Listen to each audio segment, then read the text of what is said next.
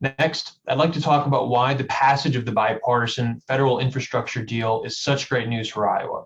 Thanks to President Biden and Representative Cindy Axne, at least $5 billion federal dollars will arrive in Iowa over the next 5 years to help us rebuild the crumbling infrastructure in our state. And Iowa will get even more help in areas where we need it most, specifically with bridges, rural broadband, and our water treatment systems.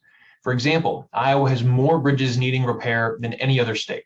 President Biden's bipartisan infrastructure deal will deploy more than $400 million to help fix those bridges in Iowa. Even more help will likely come in the form of competitive grants. In addition, Iowa ranks 45th in the nation in terms of broadband connectivity. Iowa Republicans failed to make meaningful investments in rural broadband, but President Biden and Representative Axne got it done. And there is $65 billion in this bill for rural broadband nationwide. Finally, many Iowa communities are dealing with aging water treatment systems and lead pipe contamination.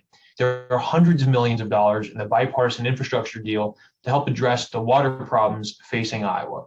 All in all, the economic boost from this landmark legislation will create Iowa jobs and new Iowa opportunities for our families and communities for years and decades to come. That's why I want to thank Representative Cindy Axne, who was the only one of Iowa's 4 U.S. representatives to vote for the bipartisan infrastructure bill. She was there for Iowans when the chips were down. Congressional Democrats accomplished this in less than a year.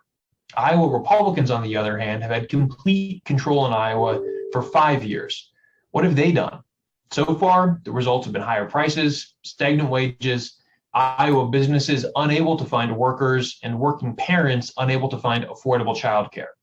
President Biden and Representative Axne have handed Governor Reynolds and Republican leaders an extraordinary opportunity, and I call on Iowa's Republican office holders to set aside party differences and work with all Iowans, especially Iowa's local city and county leaders, to make the most of this rare opportunity to move Iowa forward.